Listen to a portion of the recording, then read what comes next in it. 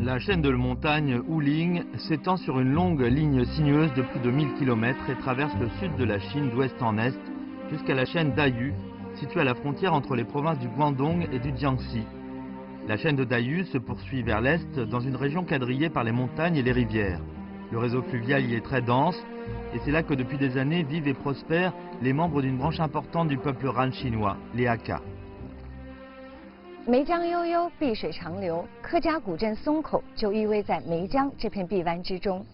从唐末宋初开始的1000多年间，大批中原移民为了躲避战乱离开故乡，陆续来到赣南、闽西、粤东。闽粤赣边的连绵群山成为了客家人新的家园。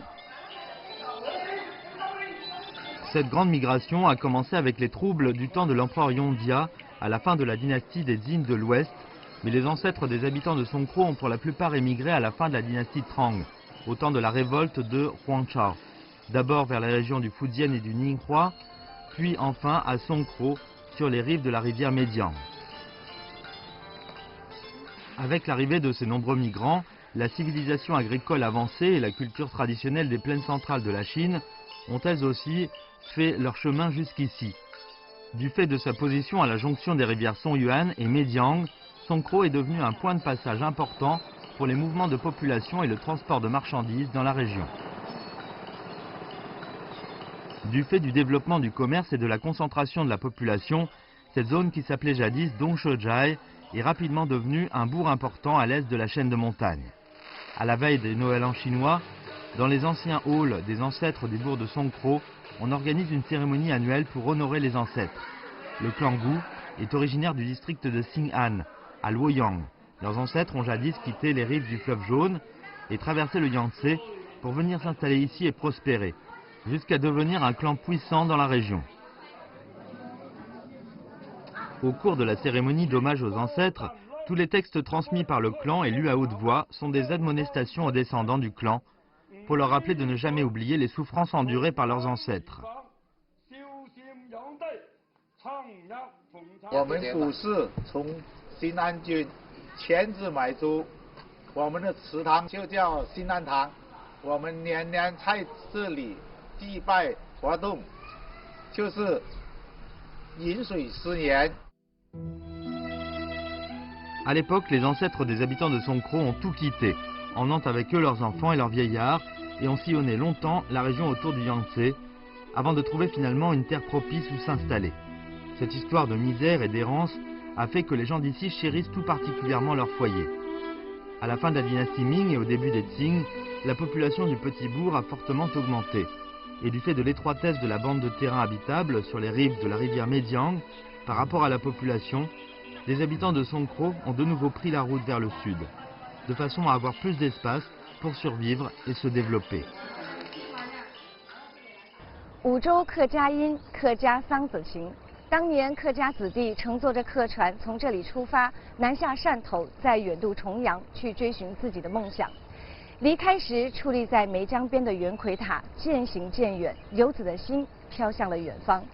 海外归来，圆奎塔越来越近，家也就到了。默默无言又饱含深情的圆奎塔，成为了客家游子心中一抹浓重的乡愁。 Les jeunes hommes partent à la tête de bateaux. Sur les eaux du printemps, ils voguent vers l'est. Où trouver un couteau capable de couper le cours de l'eau?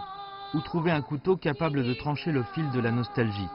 C'est avec ce chant de montagne plaintif que les voyageurs Aka disaient adieu à leur terre et leur foyer et partaient pour l'océan lointain. Ce qu'ils ne parvenaient pas à couper, ce sont les liens du cœur et la nostalgie qui les lient à leur famille. Lorsque les Aka sont partis émigrer à travers la mer de Chine du Sud, la plupart ont dû repartir de zéro.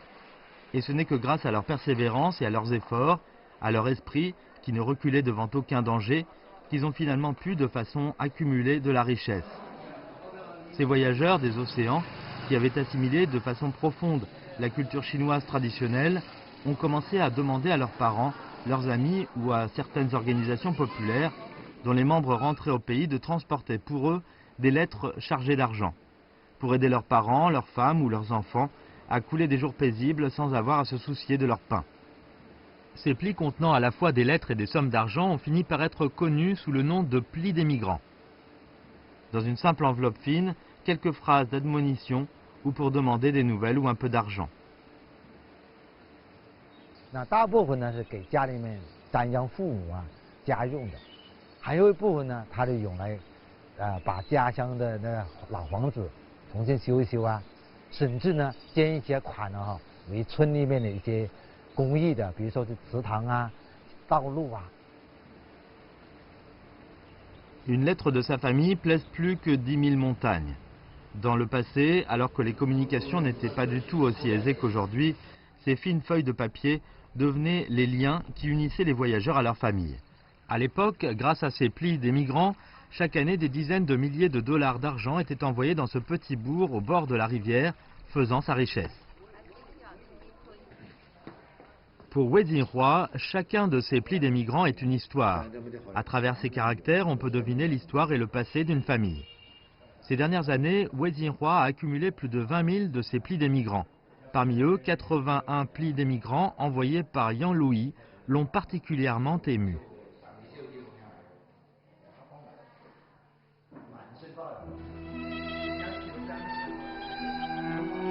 En 1918, Yang Louis, qui travaillait dur en mer de Chine du Sud, a appris que son frère était mort dans un accident et a eu le cœur brisé.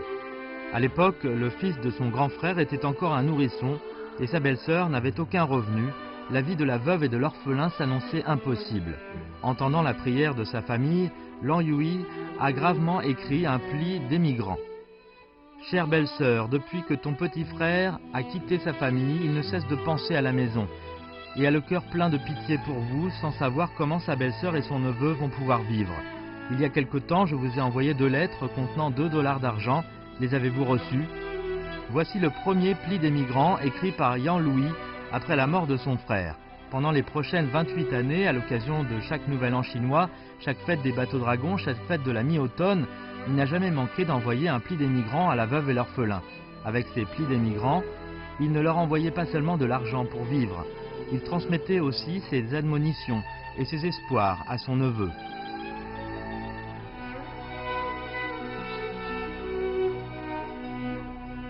在每一封的侨票当中，他都重点的要教导嘱咐他的侄子要好好做人。 Le cœur d'un enfant est pur, l'amour pour sa patrie est ardent. Au cours d'un siècle d'histoire de Chine contemporaine, ces plis des migrants ont vogué sur les océans et traversé les mers, véhiculant non seulement l'amour de ces Chinois de l'étranger pour leur famille, mais aussi leur considération pour l'avenir de leur patrie et le sort du peuple. À la fin des Qing, alors que le pays était faible et le peuple pauvre, et que la Chine traversait de grands troubles, un grand changement de société était en préparation dans le pays. Autour de l'année 1905, Sun Yat-sen a visité de nombreux lieux autour de la mer de Chine du Sud pour annoncer sa révolution. Liang Mian, un Chinois de l'étranger originaire de Songkro, a été convaincu et a rejoint le Trongmenghui, l'Alliance pour la démocratie nouvellement créée. Pour apporter une aide financière à la révolution démocratique en Chine, il a fondé en Indonésie le journal des Chinois de l'étranger, de façon à faire la promotion des idées nouvelles et à lancer des collectes de fonds parmi les Chinois de l'étranger. Entre 1908 et 1911, la contribution du journal des Chinois de l'étranger aux dépenses du mouvement révolutionnaire représentait entre 30 et 40%. À la fin du mois de mars 1911, le Trongmenghui, société de l'Alliance de Chine, a envoyé quelqu'un pour demander de l'aide à Liang Mian. On était alors qu'à un mois du soulèvement de Huanghua-gang à Canton. Mais les équipements et les armes n'étaient toujours pas prêts et le mouvement avait un besoin urgent de $100 000 d'argent. Au moment d'apprendre la nouvelle, Liang Mian n'avait déjà plus de temps de lancer un nouvel appel de fonds de grande ampleur parmi les Chinois de l'étranger. Face à cette situation pressante, Liang Mian n'a pas eu le temps de discuter avec sa famille et a décidé de lui-même de retirer une somme d'argent énorme du compte de son père. 时间很短了，一下子要筹这个钱非常困难，所以呢，梁密安先生呢就在这种情况下，他决定把自己父亲的那个存款里边拿出了10万银元，因为他怕耽误这个起义嘛，日期已经定好了嘛。 Cette somme énorme avait été accumulée par le père de Liang Mian, Liang Yintrang, pendant des années à travailler pour la compagnie familiale. Retirer cet argent si soudainement, cela pouvait certainement mettre en péril les fondements de l'entreprise. À ce moment, Liang Mian était très occupé. Il craignait la colère de son père. Et il s'est enfui cette nuit même pour aller se réfugier un moment loin de sa famille. 结果呢，他父亲知道以后呢，就跟梁密安说：“你做得对，我也愿意把这个钱捐出去，而且我也捐了钱。” Liang Mian ne s'attendait pas à ce que son père non seulement ne le blâme pas, mais le loue même largement de ce qu'il faisait pour la patrie et pour le peuple. Grâce au soutien généreux de la famille Liang, le soulèvement de Huanghua-gang a bien pu se produire à la date prévue à Guangzhou, marquant le début de la révolution Xinhai de 1911 en Chine. En octobre 1911, après que Sun Yat-sen a assumé le rôle de président provisoire, il a accordé à Liang Mian un certificat d'acte honorable pour reconnaître ses contributions. 这个金义章呢，就是中华民国成立以后呢，孙中山为了表彰对辛亥革命、对中华民国的建立有贡献的人，金义章的人是凤毛麟角了。 L'amour de Liang Mian pour sa patrie a beaucoup touché les habitants de sa région d'origine et ils ont érigé en son honneur un pavillon Mian sur lequel 4 caractères ont été gravés, selon une calligraphie du grand maître Yu Yo-jeune en personne, signifiant un homme loyal et dévoué à la défense de la patrie. Voilà comment génération après génération de Chinois à l'étranger vivaient, démontrant par leurs actions leur amour pour leurs origines, gardant partout sur la terre le sentiment de leur devoir et de leur responsabilité. Aujourd'hui, les descendants du clan Liang vivent partout autour du monde. Mais lors de chaque fête importante, il y a toujours bon nombre de ces voyageurs qui reviennent dans la demeure ancestrale du clan, la maison de la vertu, pour honorer la mémoire des belles actions de leurs ancêtres et étudier la discipline. 我们梁家有这么一个传统，从采成功以来，他们到晚年的时候，都会带着自己的年幼的晚辈回到祖国，在自己家族办的进山学校，对他们进行客家文化和中华文明礼仪等方面的教育。 Depuis des centaines d'années, des deux côtés de la porte de la maison de la vertu sont toujours accrochées 2 inscriptions écrites dans une calligraphie lumineuse qui attire le regard. Transmettre plutôt que remplacer, il faut vénérer la vertu. Ces inscriptions ont une influence profonde sur les jeunes générations du clan. Peu importe où ils se trouvent, ils ne peuvent jamais oublier leurs racines à Songkro. 客家人当中流传着这样的祖训：宁卖祖宗田，不忘祖宗言。这里面有客家人在迁徙过程当中的无奈与辛酸，更体现了客家人对精神家园的执着与眷恋。家是人生开始的地方，在客家围屋接受了最初的启蒙，那种与国家民族休戚与共的壮怀，以天下为己任的使命感，就像梅江一样长流不息，奔腾向前。 Chaque fois que le pays est frappé par la calamité, les Hakka de Songkro n'hésitent jamais à répondre à l'appel. Au début du XXe siècle, deux jeunes gens, Zhao Futing et Zhou Zhang, ont participé avec l'ardeur de la jeunesse au soulèvement de Huanghuagang à Guangzhou et sont morts en héros. En près d'un demi-siècle, de la révolution Xinhai à la guerre de Corée, près de 70 000 jeunes hommes de Songkro ont donné leur vie pour la patrie. En 1907, Li Hai est né à Songkro. Son père, Li Bo-tsun, était un membre du Tongmenghui de la première heure qui avait participé à la révolution Xinhai avec Sun Yat-sen. Sous l'influence de son père, dès sa jeunesse, Li Hai a pris la décision de servir son pays. Après avoir terminé ses études secondaires, il est entré à l'université de médecine de Guanghua, dans l'espoir de devenir médecin pour sauver des vies et aider les plus démunis. Mais en 1931, avec l'incident de Mukden et l'invasion de la Mandchourie, au moment où la patrie était en danger, Li Hai, qui était encore à l'université, a pris la décision d'arrêter ses études. 一嘛，就是说救死扶伤，但是呢，对于国家来讲，你要保卫国家，那就必须是枪杆子，所以他就是要去参军。 Li Zhenzhen et sa fille, elle a précieusement conservé jusqu'à aujourd'hui deux photos. La première est une photo de son père Li Hai et de sa femme, avant qu'il n'abandonne ses études pour s'engager. La seconde date de 1937, après l'incident du pont Marco Polo, qui a marqué le début de la seconde guerre sino-japonaise. On y voit Li Hai avec ses enfants, alors qu'il est sur le point de partir pour le front.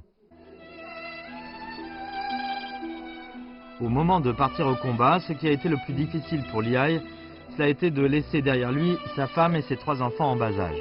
Il se fait bien qu'en partant à la guerre, il n'était déjà plus maître de son destin, et que le moment du départ signifiait peut-être qu'il ne reverrait jamais sa femme et ses enfants. Mais le pays passait avant tout, et Li Hai n'a pas hésité une seconde. Il a mis ses plus beaux habits et traîné ses enfants devant l'appareil, a pris cette photo, le dernier souvenir et le dernier cadeau qu'il a laissé à sa famille. À l'instant de partir, il a laissé derrière lui un testament, dans lequel il écrit « Si je dois mourir pour la cause, je partirai sans regret ». C'est avec ce cœur vaillant, prêt à mourir sans regret pour son pays, que Li Hai est parti au front pour la bataille de Songkru.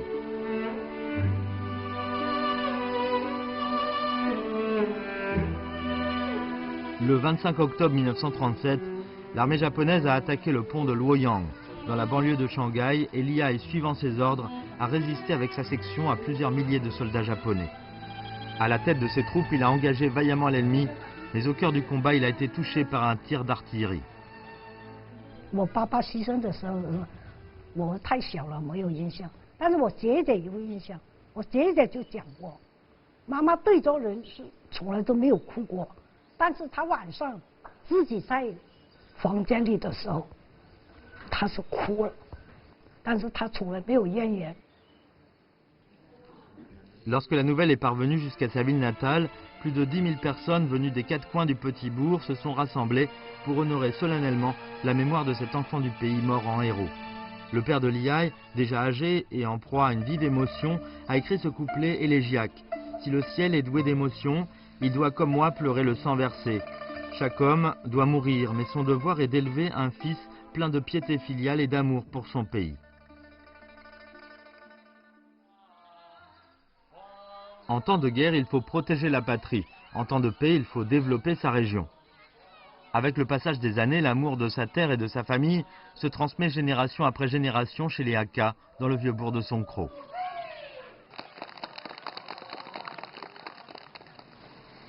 L'école secondaire de Songkro a plus de 100 ans d'histoire, et son auditorium, les bâtiments d'études et les internats ont tous été construits grâce à des Chinois de l'étranger, originaires de Songkro et des compatriotes de Hong Kong et Macao.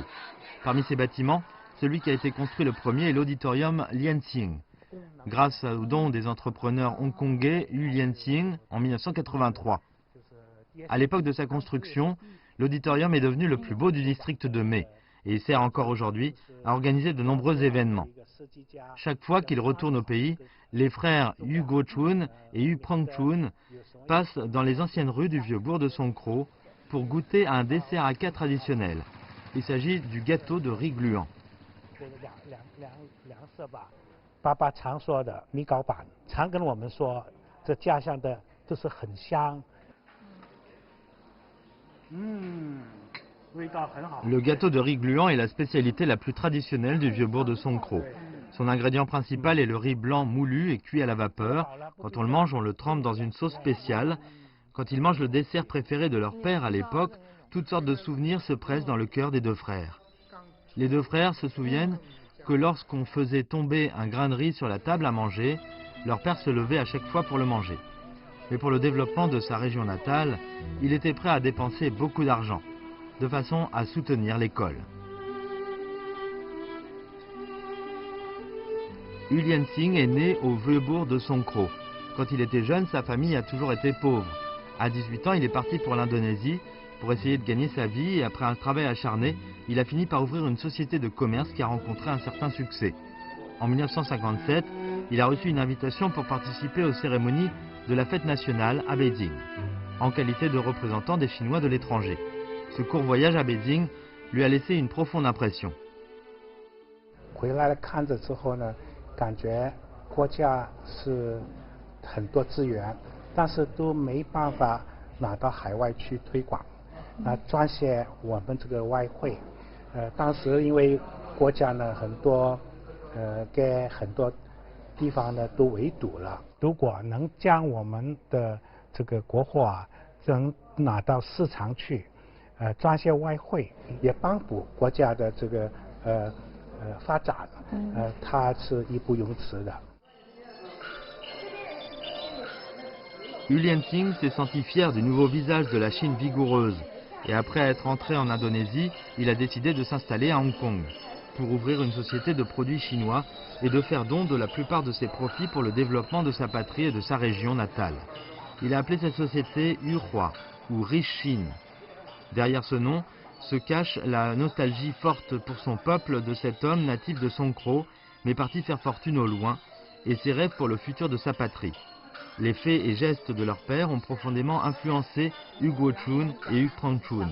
Et après la mort de leur père, ils ont l'un et l'autre fait don de dizaines de millions de yuan à leur terre d'origine. De cette façon, et pour leur sacrifice, ils ont pu construire des routes et des ponts. 这是一个爱国心，觉得能为我们家乡做一些事，这个家乡是需要的，我们能做的，我们是义不容辞。Dans le Vieux-Bourg, il y a beaucoup de Chinois de l'étranger, comme la famille Hu, qui font des donations par amour pour leur terre d'origine. Les gens d'ici ont le courage de courir le monde, mais leur cœur n'oublie jamais leur région natale. C'est la source de la nostalgie profonde et indéracinable que génération après génération, les natifs ressentent pour le Vieux-Bourg. Liao Jianming fait partie d'une nouvelle génération de Hakka originaires de Songkro. Dans les années 90, quand Shenzhen s'est retrouvé en première ligne des réformes liées à l'ouverture de la Chine, Liao Jianming a saisi sa chance et est parti s'installer. Après un travail acharné, son entreprise a peu à peu commencé à obtenir du succès. Mais la nostalgie pour la terre natale n'a jamais cessé de lui presser le cœur. 我经历过那种家乡的那种比较贫穷。80年代末呢，我们村里面就发展这个柚子了，但是那个时候呢，基本上都是大家都是卖不到价钱。Le pomelo châtienne de Songkro a été introduit par le patriote de l'étranger Liang Juanke au début de la période de la République de Chine. La culture du pomelo s'est développée pendant de nombreuses années et elle était déjà répandue sur les deux rives de la rivière Médiang. Mais cela n'a pas suffi à faire la richesse des habitants de la région. Chaque fois qu'il revenait dans sa région natale pour voir sa famille, Liao Jianming tombait dans une réflexion profonde qui lui faisait changer ses plans pour le futur. 就觉得我自己在改革开放第二批吧，应该90年出去第二批出去外面看到了那外面的世界，也在外面做出了一些事业的人，一直心里面就有想为回来为我的家乡办一些事情。06年的时候，中央对这个农村的很多政策我都经常去关注，我觉得农村发展一个很大的方向。 À travers ces réflexions répétées, Liao Jianming a finalement décidé de quitter Shenzhen pour continuer ses affaires dans sa région natale. 刚开始就是说也是他们肯定反对的嘛，在深圳肯定条件是比家里好。 À l'époque, sa famille était déjà habituée à la vie aisée de la grande ville, et il était difficile pour eux d'accepter d'abandonner leurs affaires prospères à Shenzhen pour retourner vivre dans un village. Mais grâce aux efforts patients de persuasion de Liao Jianming, ils ont fini par accepter de faire un essai. Avec le soutien de la famille, Liao a commencé à se démener une fois rentré dans sa région natale. En ce temps-là, la qualité des pommelots qu'on faisait pousser ici était variable. Alors il a invité un spécialiste de l'agriculture pour qu'il enseigne aux gens les techniques d'agriculture moderne. Quand les pommelots ont mûri, ils ont aussi pris la tête des producteurs pour qu'ils enregistrent leur propre marque et qu'ils fassent leur promotion ensemble. Quand il a vu que les revenus des compagnons ne cessaient d'augmenter, Liao était très heureux. 看这几年发展起来，我们的村民呢，现在年均收入大约是2万5，550户人家，你看呢，我们道路也是那么整洁，基础建设也一直在建设。 Au cœur de l'automne, quand les feuilles sont dorées, il est temps de récolter les pommelots. Les producteurs profitent du bonheur des récoltes abondantes. Avec des visages souriants, ils sont pleins d'espérance pour une vie heureuse et d'attente pour le futur. L'eau bleue coule doucement et dans les rues anciennes, les patients et les voitures circulent comme avant. Dans les arcades, le long de la route, la vie du bourg continue de s'écouler, baignée dans l'odeur des feux de cuisine. Pour toutes les générations qui ont vécu ici, c'est à Songkro que vivent leurs racines, qu'ils ne pourront jamais oublier. Peu importe l'endroit où ils se trouvent. 我的心连着你，你的目光，路多长你就会牵挂多长，走过那么多地方，经历那么多风霜。 一条书写的小河，总在心头流淌。也许沧桑会黯淡时光，也许泪水会朦胧眼眶。 前面的风不再冰凉，你慈爱的目光温暖着我的心房。也许心海会装满惆怅，也许终将。 飘落远方，因为你，明天的路不会迷茫。你期待的目光指引着我的方向。你期待的目